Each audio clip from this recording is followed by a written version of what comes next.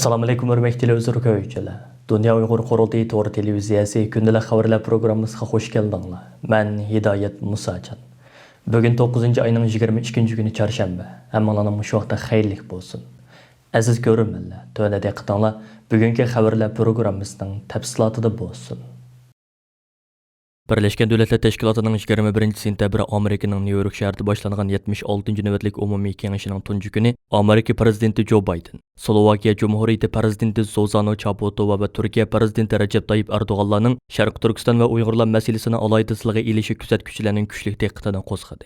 Joe Biden yığında qılğan sözüdə mundaq dedi. "Mən xalqara kişilik hüquq xitapnaməsinin başlanış sözünü naql keltirməkçiman. Onunda insaniyet ailesideki barlıq əzalarının barabar ve vazgeçilmez hüquqlardan ortaq bəhrman bolışı dünyadaki erkinlik, adalet ve tinchlikning asası deb ko'rsatilgan. Etnik ve dini asallıq milletlerini nişanlash ve ularga zulm qilish mayli Şinjan, mayli Şimali Efiopiya ve mayli dünyanın her qandaq yerdə yüz berishdan qat'iy nazar biz bununğa qarşı chaqiriq e'lon qilish ve ayblashni izchil davomlashtiramiz. Prezident Joe Biden sözüde insaniyet duş kelayotgan yangi tahdidlar haqida to'xtalgan degan monolarni dedi. Yangi texnikalarning taraqqiy qilayotgan bir mezgilda biz demokratik sheriklarimiz bilan hamkorlashgan asosda biotexnika, kvant kompyuterchiligi, 5G, sun'iy idrok qatorliq yangi ilgirlashlarning kishilarni olg'a ilgirlatish, masalalarni hal qilish va taraqqiyotni ilgari surishga ishlatishiga, hargizmo insoniy erkinlikni, o'xshamagan fikrlarni bostirish yoki osonlik millatlarga ziyonkashlik qilish uchun ishlatilmasligiga kapolatlik qilishga tirishamiz.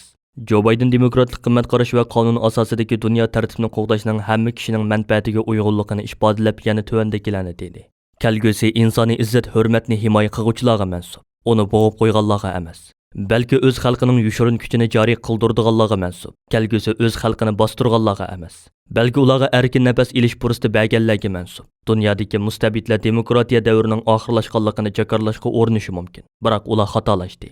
Gerçi Amerika'nın öz içine algan hiç qandaq demokratiya mükemmel bolmasımı, biz kemçilliklerimizni tügütüşdek en ali g'oya üçün davamlıq köreş qilamiz. Çünkü insanların yushurin kuchini to'liq joriy qildiradigan en yaxshi qurol yanili demokratiyadir. Slovakiya Cumhuriyeti prezidenti Zuzana Çaputova xonim Birleşken Devletler Teşkilatı'nın 76. növbətlik umumiy kengişida sin orqali qilgan nutqidami Uyg'ur meselesini tilga oldi.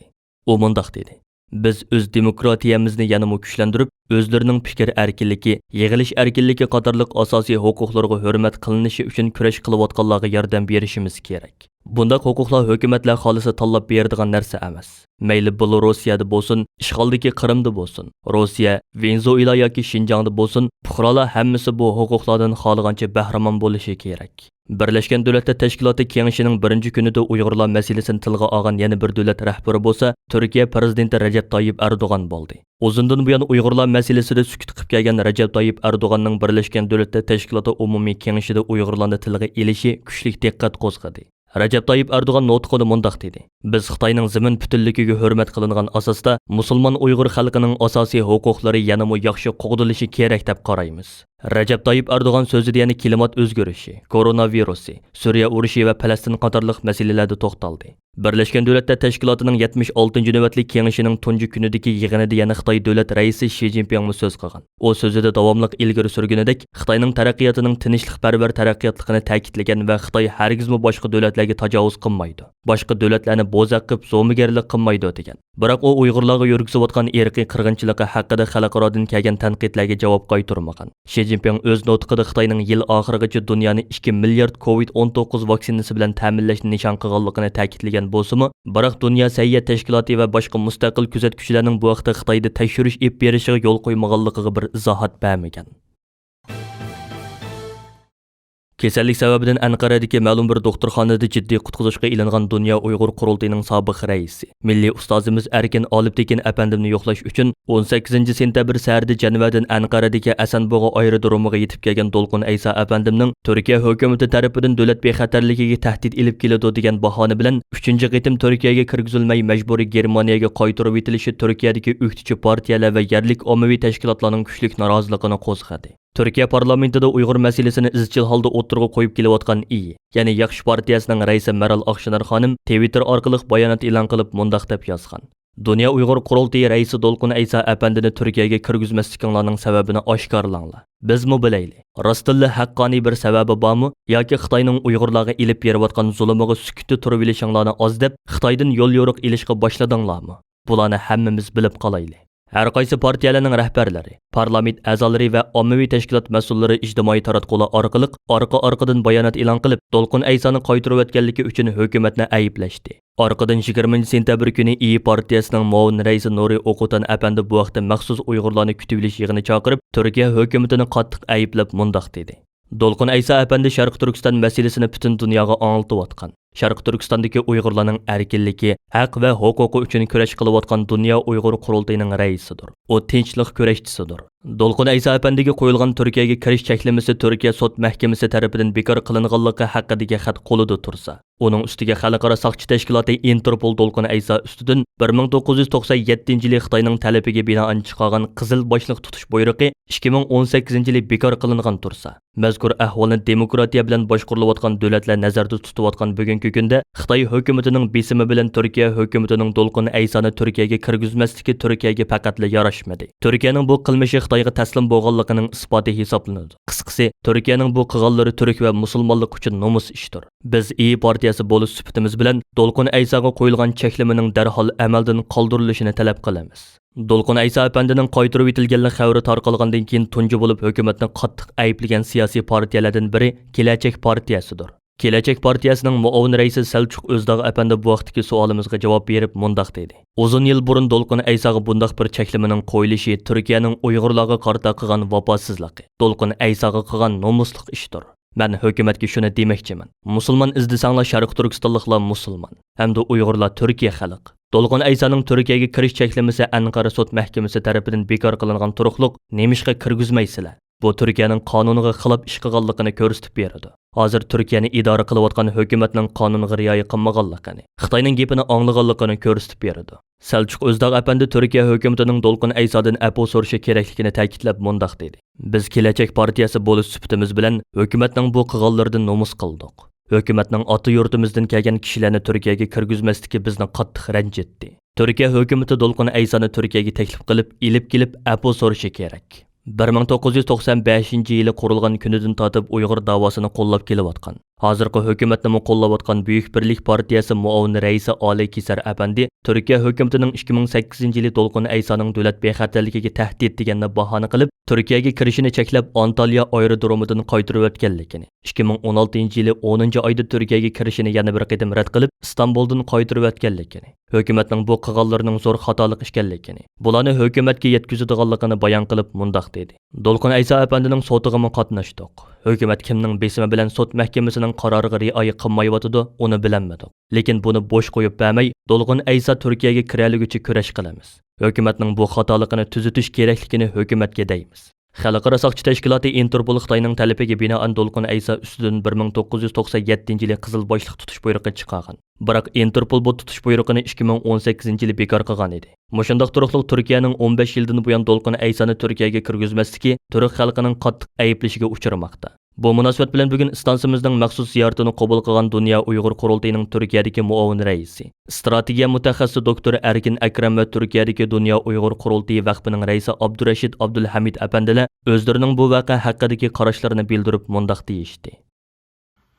Dünya Uygur Kurultayı'nın reisi To'lqin Ayso'nun ki Türkiye kirişine yine bir qitim to'saqlik qildi. Aslında kurultay a'zosi olup nechisi batığı muşundaq Türkiye kirişiga ruxsat berilmagan. Hamda buni bilimiz hamda tahmin qila olamiz. Bunun aqısida Xitoy bo'lish mumkin va shundaqla Xitoy bilan bir munosabati bo'lgan Türk amaldorlar bilan munosabati bor deb tahmin qila olamiz. Ama Türkiye bunu Türkiye'ninki siyasi tüzümüge ziyan berdi deganni bahona qilyapti. Yani To'lqin Ayso Türkiye'ninki tüzümünü, sistemini, kurulmasını qandamı buzamdı.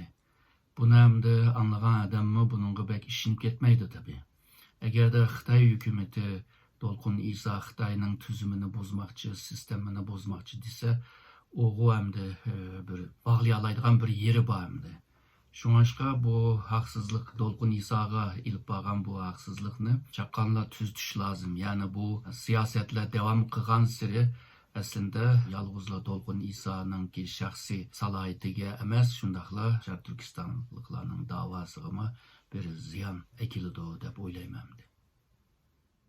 Assalomu alaykum hurmatli tezirkovchilar. Dünya Uyghur Qurultayı Reisi Hürmetlik Dolqun İsa Efendi'ninki 2006 yıldan beri Türkiye'ye giriş çeklemesi var idi. Bu 2008 yıldan başlap fiili bir şekilde uygulangan.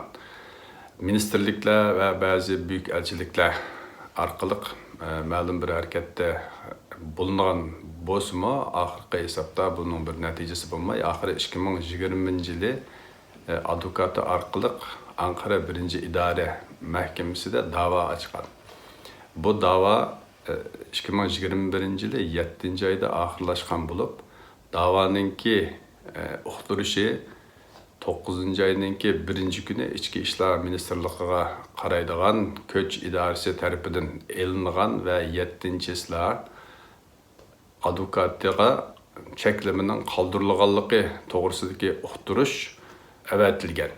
Bu uqturuşqa mahkemenin bu kararıga asasen Türkiye seyahati jarayonida tuyuqsiz kesel bulup qilib Ankara'da ciddi qutquzuşda davalanayotgan Dünya Uyghur Qurultayı'nınki qurg'uchi raisi ve milli ustozimiz Erkin Alptekin efendimni bir ziyaret qilish maqsadida 9. ayının 18. günü Ankara Esenboğa ayrıldırmağa kelgan idi. Bu ayrıldırmadan kiriş, tamoynadan kiriş jarayonida u yerdagi saqchilar tarafidan hurmatli Dolqun İsa'nınki Türkiye'ye kiremeydiganligini ve kirişininki yeni bir karar bilen çeklenganligini bildirdi. Bu hakikaten bizlerni ve barliq Şarq Türkistan halkını naiti üzdü. Bizdeki maksadımız bu mahkemeninki kararının uygulanışı idi, lekin bu bundaq bir ahval bulmadı. Advokatınınki degendek yanılan kanuni basqıçlar devam kılıdı. Yeni bir dava açıldı bunun kaldırılışıga. Asas kanun mahkemesiçilik bardı. Eğer asas kanun mahkemesinde başka türlük bir karar çıkıp kalsa, ahire Avrupa İnsan Hakları Mahkemesiçilik bardıgan bir jarayon devam kıldı. Elbette köngülümüz isteydi ki bu hürmetli Dolqun İsa Efendi'ninki Türkiye'ye giriş çeklemesinden en kısa zamanda kaldırılışı ve Türkiye'ye kilip bir yerdeki yurttaşları bilen bir kucaklışı, körüşü özündeki ikinci vatanım dep koygan Türkiye'de erkin bir şekilde seyahat kılış imkanının ki en kısa vakit içinde bundaq bir neticeye erişidiganligiga işinishni halaymiz. Bir yerden barliq yurttaşlarımızı bir haberdar qilib qo'yish maqsadida bu video tartilyapti. Onlarga ko'p rahmat, xayr xo'sh, aman bo'lgaysizlar. Bu yıl 11. ayının 13. günüdün 14. günügacha Çexiyaning poytaxti Pragada o'tkaziladigan 7. navbatlik Dünya Uyghur Qurultayıning tayyorlik xizmatlari jiddiy ilib berilmoqda. Oldingi kuni Germaniyadan Çexiyaning poytaxti Pragaga yetib kelgan Dünya Uyghur Qurultayıning raisi Dolqun İsa ve Qurultayning markazdagi ba'zi xodimlari Uyg'urlar masalasini yaqindan qo'llab kelayotgan Çexiya parlamentining bir qism a'zolari va Chexiyadagi ba'zi kishilik huquq tashkilotlarining mas'ullari bilan ko'rishib, bu yil Sharq Turkistonning Cumhuriyet kuni boshlanadigan 7. navbatlik Dünya Uyghur Qurultayıning tayyorlik xizmatlari haqida muzokara ilib bordi. Shundaqla qurultay ichiladigan zal ham qurultay vakillari o'rinlashadigan mehmonxona, tamoq qatorliq masalalar haqida tafsiliy o'rinlashtirish ilib bordi. Çexiyaning poytaxti Pragda o'tkaziladigan 7. navbatlik Dünya Uyghur Qurultayıga 207 nafar rasmiy vakil ve 87 nafar kandidat vakildan sirt, yana Uyg'urlar masalasini yaqindan qo'llab kelayotgan bir qism parlament va hukumat a'zolari, chet ellik tadqiqotchilar, xalqaro kishilik huquq tashkilotlarining mas'ullari va chet ellik jurnalistlar, shundaqla Dünya Uyghur Qurultayı bilan yaqindan hamkorlashayotgan Sharq Turkiston Ma'arif jamiyati, Uyg'ur akademiyasi, Sharq Turkiston ulamolar birligi qatorliq bir qism tashkilotlarning asosliq mas'ullari va ba'zi jamoat arboblarimiz, shundaqla matbuotlarga to'nilgan lager shoirlarimiz musharraf mehmoni sifatida taklif qilindi.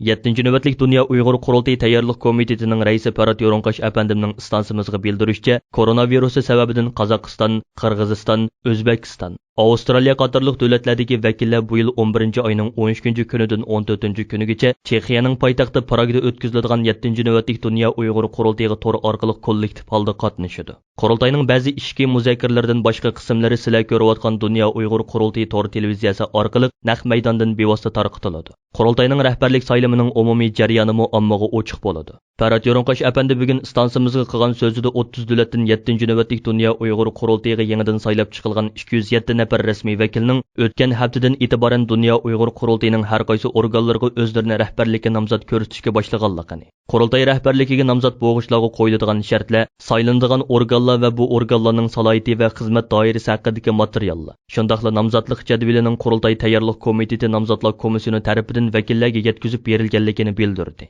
2021 yili 11 oyning 13 kunidan 14 kunigacha Chexiyaning poytaxti Pragda o'tkaziladigan 7-navbatlik Dunyo Uyg'ur qurultayida qurultay qaramog'idagi tuvandagi organlarning mas'ullari qurultay vakillari tarafidan o'zini oldin nomzodlikka ko'rsatgan rasmiy vakillar ichidan demokratik usulda ovoz berish orqali saylab chiqiladi. Qurultayning raisi 1 nafar, qurultayning muavin raislari 3 nafar, qurultay ijroiya komitetining raisi 1 nafar, qurultay ijroiya komitetining muavin raislari 4 nafar, qurultay bosh taftishi 1 nafar, qurultay muavin bosh taftishlari 4 nafar, qurultay fondining raisi 1 nafar, qurultay fondining muavin raislari 2 nafar. Dunyo Uyg'ur qurultay ijroiya komiteti tarkibidagi organlar: qurultay yoshlar komitetining mudiri 1 nafar, qurultay ayollar komitetining mudiri 1 nafar, qurultay ichki ishlar komitetining mudiri 1 nafar, qurultay diniy ishlar komitetining mudiri 1 nafar, qurultay muarif komitetining mudiri 1 nafar, qurultay madaniyat komitetining mudiri 1 nafar, qurultay sayya komitetining mudiri 1 nafar, qurultay ekologiya komitetining mudiri 1 nafar, qurultay Xitoy ishlari komitetining mudiri 1 nafar, qurultay kishilik huquq komitetining mudiri 1 nafar, qurultay qonun komiteti mudiri 1 nafar, qurultay muhojirlar markazi mudiri 1 nafar, qurultay tashviqot uchur markazining mudiri 1 nafar, qurultay tadqiqot markazi mudiri 1 nafar, qurultay nashriyat markazining mudiri 1 nafar. Rasmiy ovozga qo'yib saylanadigan rahbarlar jami 32 nafar. Yuqorqilardan boshqa maslahatchilar, qurultayning kotibi, arxiv bo'limining mudiri, bayonotchilar, qurultayning har qaysi alladagi vakolatchilari va qurultayning har qaysi davlatlarda ta'sis qilgan ishxonalarining direktorlari, doq raisining qurultay vakillari ichidan yoki sirtin bevosita taklif qilib ko'rsatishi va ijroiya komitetining ma'qulligi bilan vazifaga qo'yiladi.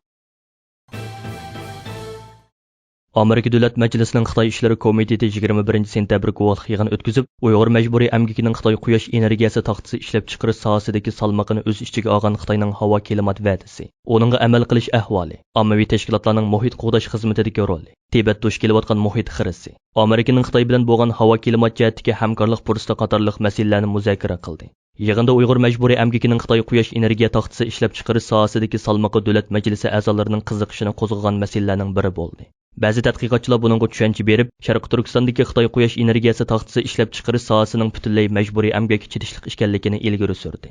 Xitoyning muhit xirisi va Amerikaning inkosi nomli guvohlik yig'iniga Demokratik Kengash palata a'zosi, Xitoy ishlari komitetining qo'sh raislarining biri bo'lgan Jeff Merkli riyosatchilik qildi. Uning aytishicha, Xitoy muhit qo'g'dashda ba'zi ijobiy qadamlarni bosgan bo'lsa-mu, biroq uning istibdodli xarakteri kishilarga tragediyalik oqibatlarni paydo qilgan. Jeff Merkli mundaq deydi: Xitoy yengilashga bo'ladigan energiya manbalarini ishlab chiqarishga o'tishga yetakchilik qilishda yordamchi bo'lish bilan bir vaqtda dunyoning ko'mirni yiqilg'u qilgan ul aslahalar qurilishiga yetakchilik qildi. Xitoy hukumati muhitni muhim o'ringa qo'yib, ba'zi ommaviy guruhlarning faoliyatiga yo'l qo'ygandek qiladi. Shuning bilan bir vaqtda bizning komitetning siyosiy mahbuslar sonliq 11dagilarga qilganda kishilik huquq faoliyatchilarini parokanda qilish, tutqun qilishni davomlashtirdi. Xitoy muhit qo'g'dashda ijobiy qadamlarni olgan taqdirdami, hukumatning istibdodlik mohiyati tragediyalik oqibatlarni paydo qildi. Jeff Merklining ta'kidlashicha, dunyo quyosh energiya taxtasiga o'xshash yengilashga bo'ladigan energiyaga ko'ngil bo'lish kerak. Biroq bu Uyg'urlarni qo'l amgikiga silish badaliga kelmasligi kerak ekan. U dunyo iqtisodiy qancha tez bo'lsa, shuncha quyosh energiya taxtasiga o'xshash yengilashga bo'ladigan energiya manbasiga ko'ngil bo'lishi kerak. Biroq biz bunda qo'l amgikiga tayansak bo'lmaydi. Biz quyosh energiya ishlab chiqarishning kishilik huquqi hurmat qiladigan muqim ta'minot zanjiriga ko'chishiga yordam qilishga ehtiyojliq.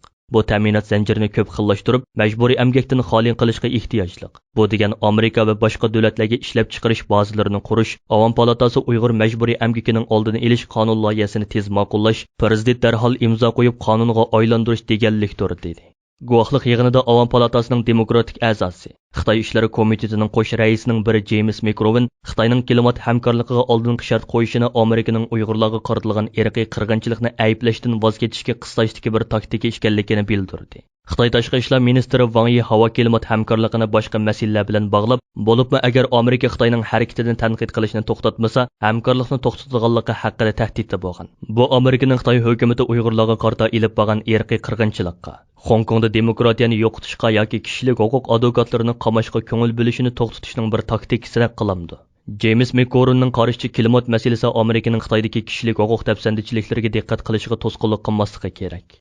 Biz buningga qanday javob berishimiz kerak? Muhit masalasidagi taraqqiyot har qanday davlatning davlat xarakterlik va yerlik tadbirlarni elishiga bog'liq. Xitoy hukumatining klimat va'dasiga markazlashishi Xitoyda qanday ishlarning bo'layotganligini kuzatishimizga to'sqinlik qilmasligi kerak dedi. Guvohlik yig'inida Amerikadagi Woodrow Wilson markazi Xitoy muhit munbirining direktori Jennifer Turner, Middlebury institutining siyosiy fanlar dotsenti Jessica Tetis, Colorado universitetining jug'rofiya fanlari professori Emily, Angliyadagi Sheffield Hallam universiteti Helena Kennedy markazining ta'minot zanjiri analizchi Neyrola Ilima guvohlik berdi. Neyrola Ilimaning yig'inda aytishicha Xitoyning Sharq Turkistondagi quyosh energiya taxtasi ta'minot zanjiri butunlay majburiy emgak chidishlik ekan. O mundaq deydi. Atalmış Şenjandagi quyosh energiya sanoati majburiy emgakka ochiq. Chunki 95% quyosh energiya taxtasining materiali polikrimniga tayinadi. 2020-yili dunyodagi polikrimni materialining 75%ni digida Xitoy ishlab chiqargan. Şinjandagi 4 chong shirkatning o'zili quyosh energiyasiga kerakli polikrimni materialining 45%ni ishlab chiqaradi. Rayondagi eng chong polikrimni ishlab chiqaradigan Xo'shin shirkati davlatning homiyligidagi majburiy emgak o'tkazish programmasiga qatnashgan. Şinjandagi Dako, Şinjan Gekili va Istxop qatorliq 4 shirkatning hammasining majburiy emgak o'tkazish programmasiga qatnashganlik yoki buningga ularni materiallar bilan ta'minlaydigan shirkatlarning qatnashganlik xatosi bor. Amerika Davlat Majlisining Xitoy ishlari komitetining mazkur guvohlik yig'ini Birlashgan Davlatlar Tashkilotining dunyo klimat o'zgarishi yig'ini kelar oy Angliyaning Glasgow shahrida o'tkazilish oldida chaqirildi. 31-oktyabr kuni boshlanadigan yig'inga Angliya bilan Italiya sohibxonlik qiladi. 18-sentabr shanba kuni markazi Istanbulga joylashgan Uyg'ur Akademiyasi vaqfining uyushtirishi bilan Sharq Turkiston milliy ko'rishining yangi yuzlanishi va qilishga tegishli zarur xizmatlar degan temada maxsus yig'in ochildi. Yig'inga Turkiyaning har qaysi joylarida xizmat qilayotgan Uyg'ur ziyolilar, ilmiy tadqiqotchilar va Uyg'ur tashkilotlarining rahbarlari bo'lib 40 ga yaqin kishi qatnashdi. Yig'in Turkiya va Sharq Turkistonning istiqlol marshi o'qish bilan boshlandi. Yig'inda oldi bilan Uyg'ur Akademiyasi vaqfining raisi doktor Farhod Qurban Tangirtog'li ichilish so'zi qildi. O so'zida o'xshamagan bir fikr qarashlarga hurmat qilish, o'xshash bo'lgan nuqtalarda birlik hosil qilishni o'ttirg'a qo'yib mundaq dedi. Biz uchun hozir muhim bo'lgani oramizdagi o'rtaq nuqtalarni qezib chiqarib birlik hosil qilishdir. Xalqimiz og'ir darajada hujumga uchrayotdi.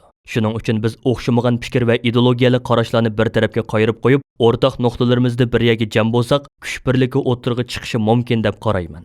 Shuningdan keyin yig'inga qatnashuvchilar ikki guruhga ayrilib, Xitoyning jazo lagerlarini tarqatqizish, Uyg'urlarga qaratgan madaniyat va irqiy qirg'inchilikni to'xtatish haqida muhokama va muzokara ilib bordi. Yig'inda yana muhojiratdagi Uyg'urlarning milliy ong va mas'uliyatchanligini yuqori ko'tarish, shundaqla Sharq Turkiston davosida bilim, yaramliq izbosarlarni yetishtirishning loyihasi to'g'risida muzokara ilib berildi. Yig'inning tushdan keyingi bo'limida Sharq Turkiston milliy ko'rishi uchun iqtisodiy kuch barpo qilish, lobbichilik harakatini kuchaytirish, milliy mustaqillikning qadam bosqichlarini aniq ayirish deganga o'xshash temalarda muhokama va muzokara ilib berildi. Oxirida doktor Farhod Qurban Tangirtog'li xulosa so'z qildi. Doktor Farhod Qurban Tangirtog'li bu yig'inda Uyg'urlar vaziyatini to'g'ri tahlil qilish va qilishga tegishli zarur ham amaliy ishlar ustida muzokara ilib berilganligini ta'kidlab mundaq dedi. Har qaysi davlatlardagi lager shohidlari orqali jazo lagerlariga oid dalil isbotlarni to'plash, doklad tayyorlash, guvohlik videolarini ishlab tarqatish, shu orqali lager masalasini davomli kun tartibida tutib turish muhokama qilindi. Yana biri Uyg'urlar yashayotgan davlatlarning hukumatlarini Xitoyga qarata iqtisodiy embargo yurgizishga, Xitoy milini boyqut qilishga chaqirish masalasi. Shundaqli Xitoyning xirisiga uchrayotgan cho'ng davlatlarni Xitoyga qarata qattiq bo'lishga chaqirish to'g'riliq muhokamalar ilib berildi. Hurmatli televideniyechilar, yuqorida Dunyo Uyg'ur qurultiyi to'g'ri televiziyasi kundalik xabarlar programmasida diqqatingizga sundiq. Keyin qaytib programmamiz ko'rishaylik. Ko'rishgacha omon bo'lgaysizlar. Xayr-xo'sh.